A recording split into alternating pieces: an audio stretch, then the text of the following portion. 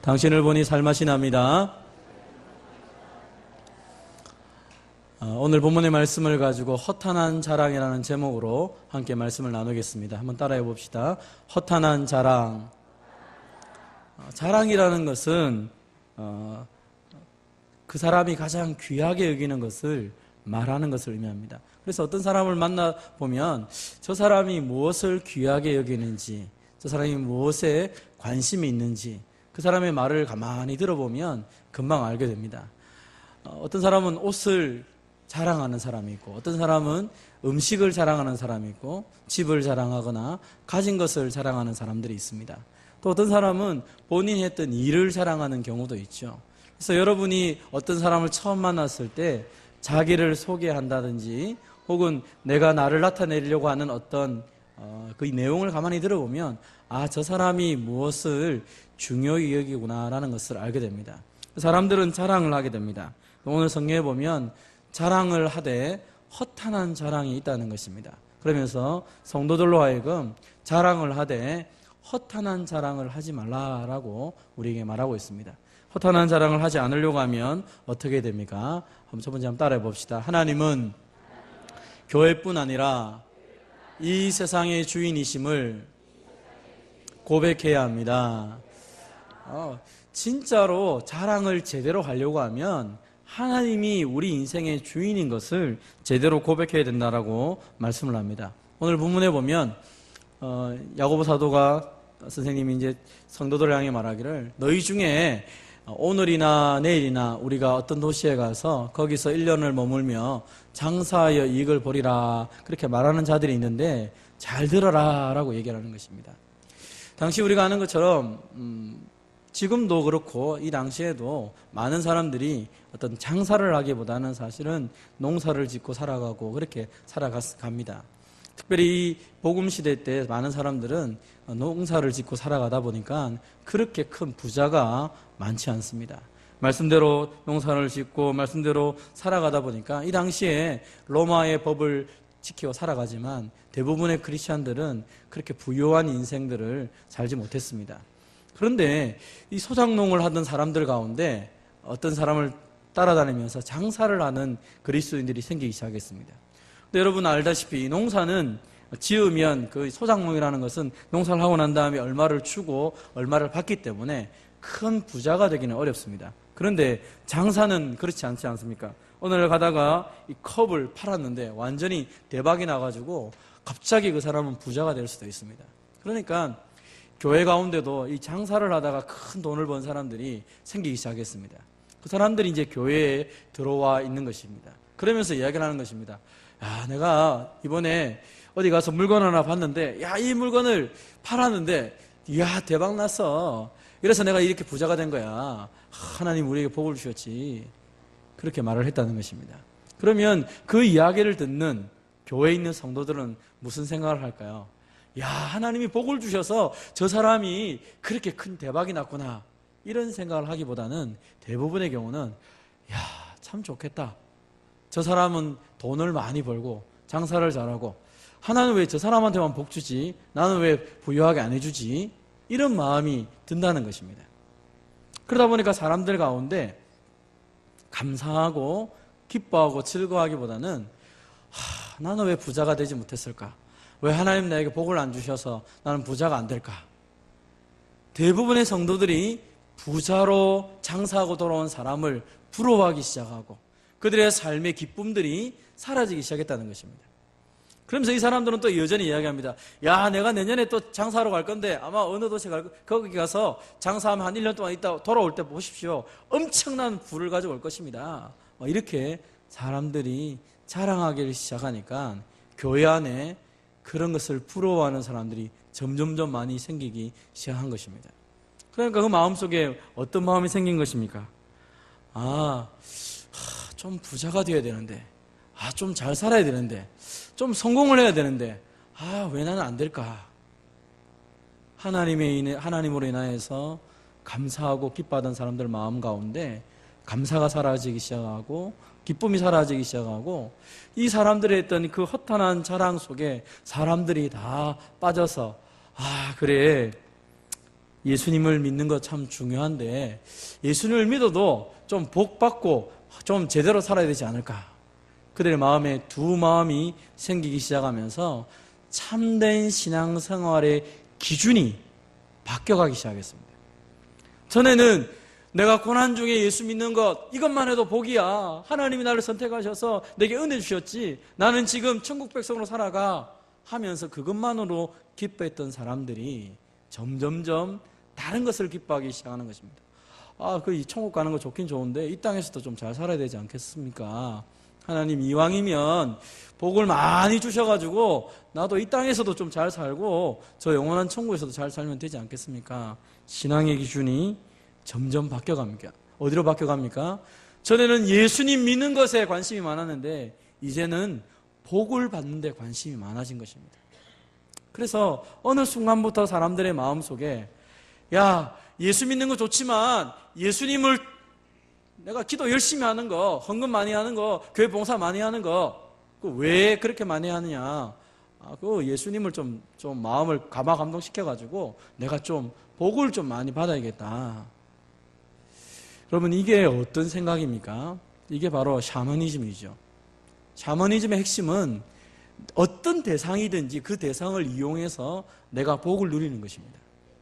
처음에 성도들은 그렇게 생각지 않았습니다. 처음 성도들은 예수님 믿는 것만으로도 나 같은 죄를 살려주신 하나님의 은혜에 감사하고 기뻐하고 즐거워했다는 것입니다.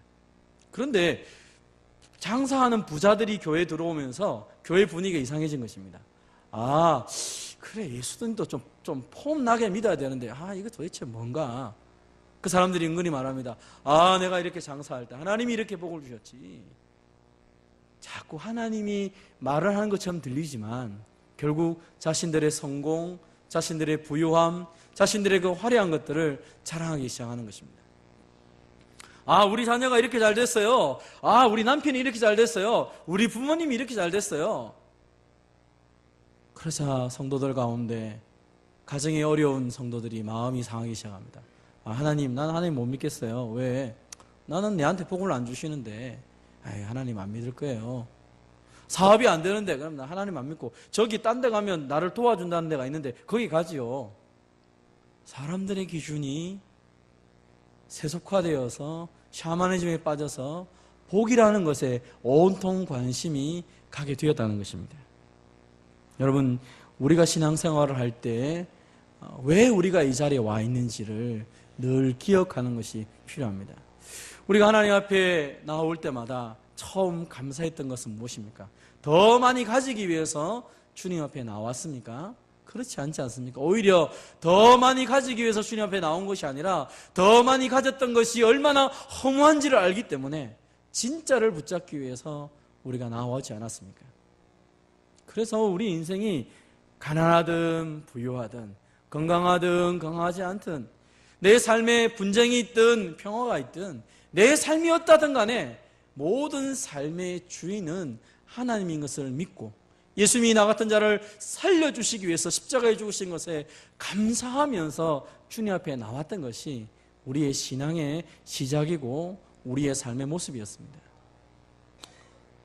그 본질을 잊어버리기 시작하면 우리는 자꾸 다른 것에 관심을 갖게 된다는 것입니다. 사실은 우리의 관심은 주님의 뜻이 무엇인가에 관심을 가지고 살아가야 되지 않습니까?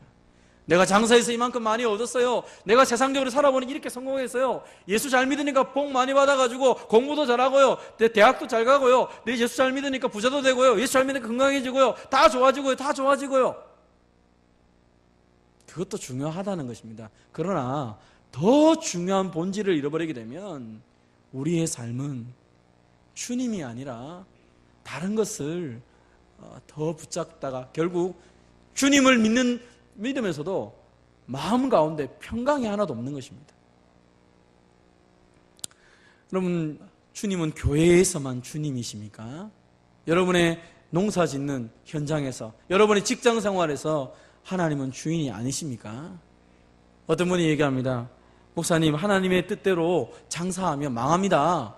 하나님 뜻대로 내가 직장 생활하면 나 진급 못합니다. 못하면 어때요? 안 되면 어때요? 하나님의 뜻이 무엇이냐는 것이죠.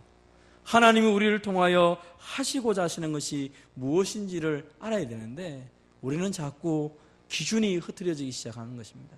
예수님이 말씀하신 것이 무엇입니까? 사람이 만일 온 천하를 얻고도 제 목숨을 잃어버리면 그게 무슨 유익이 있느냐. 그런데 우리의 관심은 자꾸 온 천하를 얻는데 관심을 갖는다는 것입니다. 그리고 온 천하를 얻는 것처럼 보인 사람을 보면 자꾸 부러운 것입니다. 저 사람 어떻게 저렇게 됐지? 어떻게 장사를 하면 됩니까? 장사의 신, 공부, 어떻게 공부하면 됩니까? 공부의 신. 우리는 자꾸 그런 데 관심을 가지고 거기에 모든 것이 매몰됩니다. 그래서 그것이 안 되면 안 나옵니다. 여러분, 제가 마음이 제일 아픈 거죠. 청년들은 연애하다 실패하면 교회 안 나옵니다. 왜 안 나옵니까? 연애 실패했으니까 교회 안 나옵니다.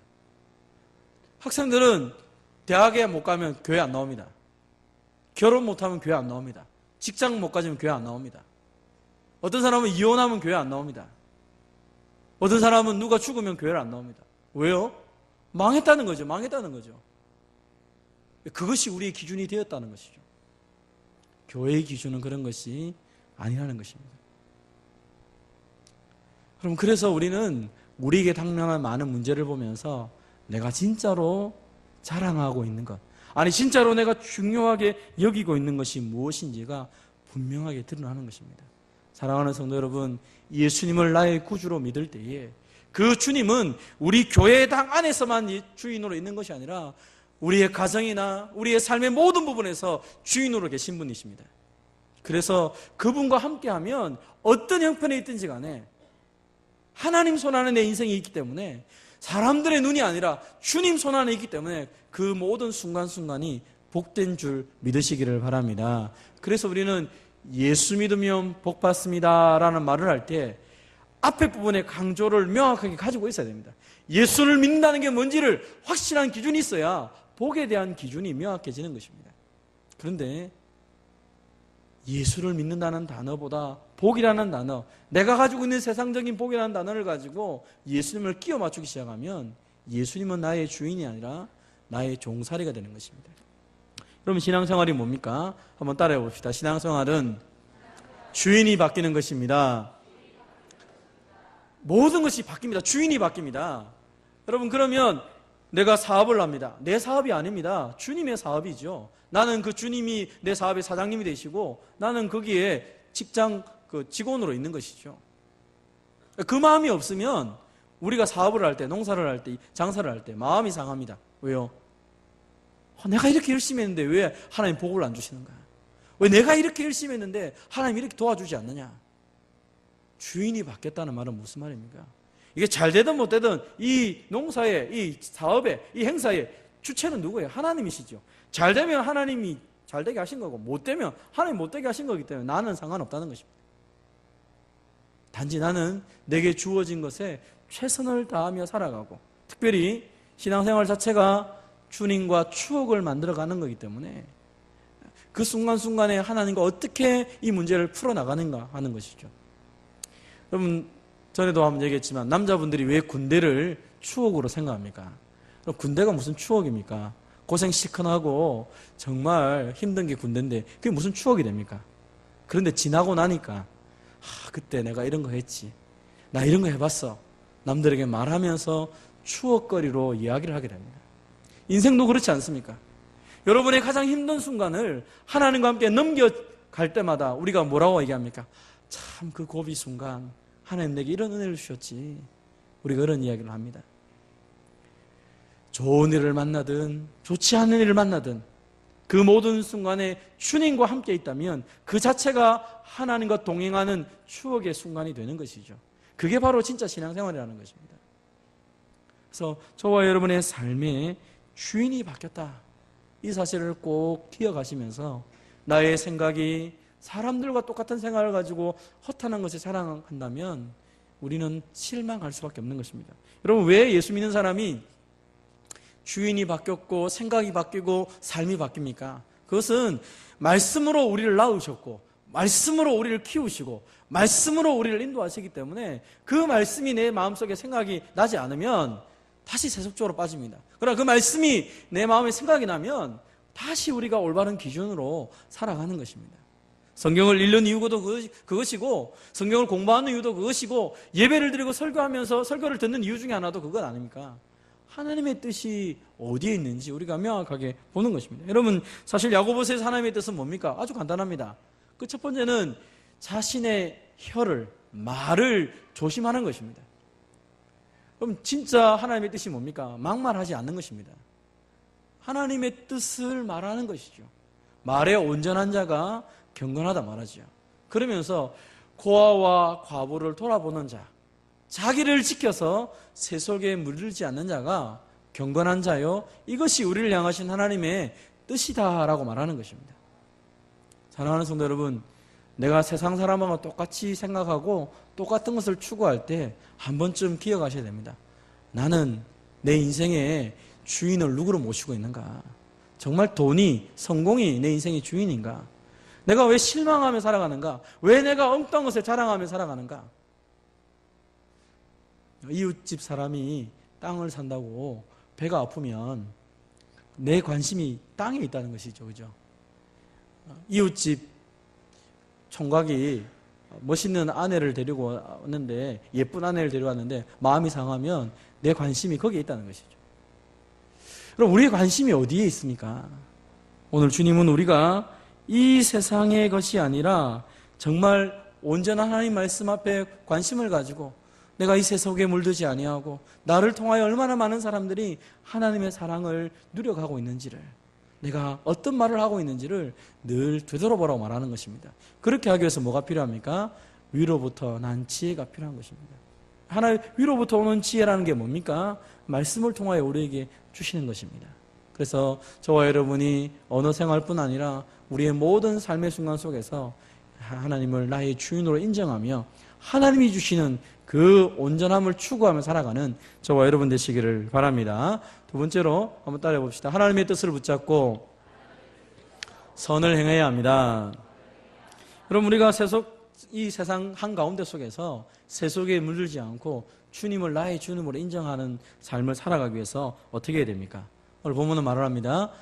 내일 일을 자랑하지 말라는 것입니다. 내일 일을 모른다는 사실을 인정하라는 것입니다.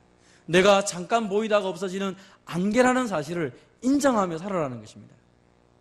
대부분의 많은 사람들이 이것을 인정하지 않습니다. 내가 능력이 많고 나를 통하여 놀라운 일들이 일어날 거라 자꾸 믿습니다. 물론 하나님이 우리를 통하여 그런 일을 하시길 원하시고 저도 여러분이 하나님의 쓰임받아서 그런 사람이 되기를 원합니다. 그러나 꼭 기억할 것은 내가 얼마나 연약한 자인지를 생각하셔야 됩니다.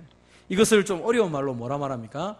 종말의 관점에서 이 세상을 바라보고 나 자신을 바라봐야 된다는 것입니다. 오늘 새벽에도 말해준 것처럼 오늘이 내 인생의 마지막이라고 볼 때 진짜 중요한 게 뭔가? 여기서 뭐 콩나물 하나를 1,000원 주고 살지 500원 주고 살지 그게 진짜 중요한 것인지, 내가 장사할 때 그 사람한테 10,000원 주고 팔지 8,000원 주고 팔지 그게 진짜 중요한 것인지, 그러면서 그 2,000원 벌기 위해서 거짓말하고 속여야 되는 것인지 하나님 우리에게 질문한다는 것입니다. 내가 이 자존심 때문에 저 사람을 깔아뭉개기 위해서 그 자존심을 숙이지 못하고 한번 밟아주기 위해서 일어서야 되는 것인지, 우리에게 마지막의 관점에서 오늘 이 순간을 바라볼 때 그것이 자랑스럽고 창피하지 않고 부끄럽지 않아야 된다는 것입니다. 그래서 마지막의 관점에서 주님의 그 심판의 모습들을 바라보면서 내가 진짜 지금 이 행동 하나가 하나님 앞에서 올바른가를 생각해 봐야 된다는 것이죠. 그래서 오늘 본문에서는 우리에게 말합니다. 사람이 선을 행할 줄도 알고도 행하지 아니하면 죄다. 많은 선을 행하라 이런 말이 아닙니다.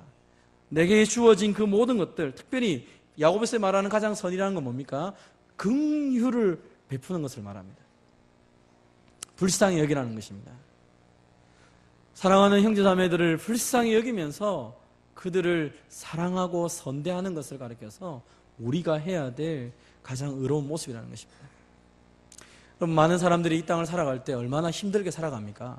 성도들도 별 다릅니까? 많이 힘들게 살아갑니다.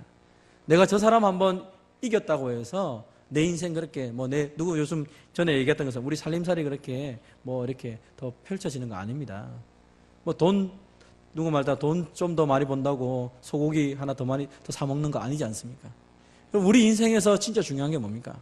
어떤 사람에게 선을 행하고 어떤 사람에게 하나님을 보여줄 수 있다면 그게 정말 귀한 우리의 삶이 아닐까요? 오늘 성경에서 야고보서가 말한 것 중에 하나가 뭡니까?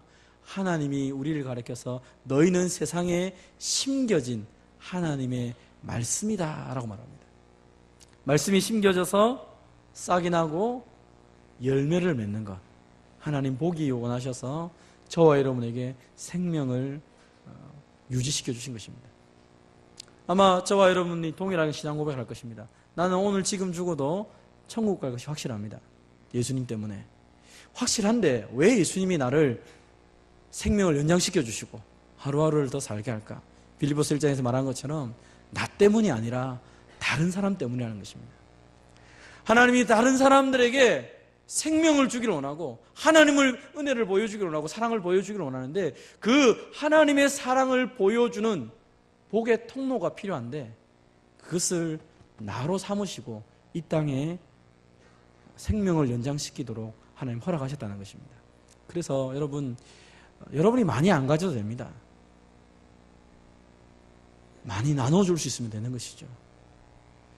왜냐하면 나눠주는 것도 복을 받아야 나눠주는 건데 하나님께 붙잡혀 있으면 나머지는 하나님으로부터 우리에게 공급되는 것이기 때문에 그래서 마태복음 6장 33절에도 먼저 그의 나라와 그의 의를 구하라 그리하면 이 모든 것을 너희에게 더하시리라고 말씀했지 그거 붙잡고 살아라고 말하고 있지 않습니다.